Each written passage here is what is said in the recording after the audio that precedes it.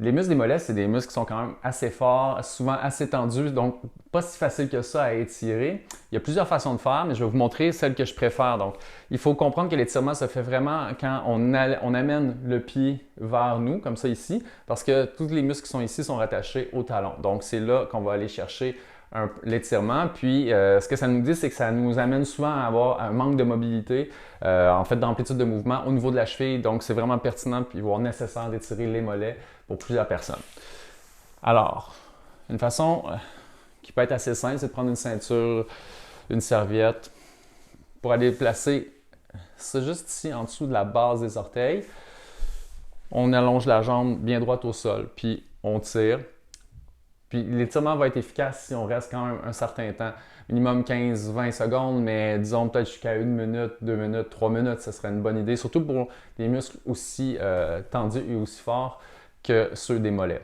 Sauf que ça, ici, en faisant ça, ça demande quand même un effort constant de tirer sur notre pied. Donc, une façon qui est un peu plus facile, qui est un peu moins énergivore, qui va nous permettre de nous détendre plus dans l'étirement, ce serait de s'appuyer au mur, de mettre notre pied comme ça ici, de pousser dans le mur, puis de chercher à avoir le talon qui est collé au sol. On peut le faire aussi en chien tête baissée, comme on fait souvent au yoga. Aller chercher vraiment à coller le talon au sol, c'est là qu'on va aller chercher le plus d'étirement. Ce serait la même chose qu'on pourrait faire en allant à côté de notre pied au mur ici. Donc, puis j'avance ensuite mon corps vers le mur. Donc, j'amplifie l'angle d'étirement juste ici au niveau de la cheville. Mais mon préféré, c'est celui où on fait un étirement sur une marche ou sur un step comme ça ici. J'ai mis une petite serviette pour que ça soit plus confortable.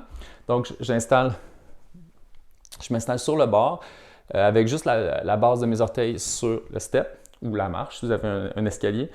Vous pouvez faire ça dans l'escalier. La seule chose, c'est être sûr d'avoir quelque chose qu'on peut attraper pour pas chercher à garder notre équilibre constamment parce qu'on veut vraiment se détendre puis relaxer.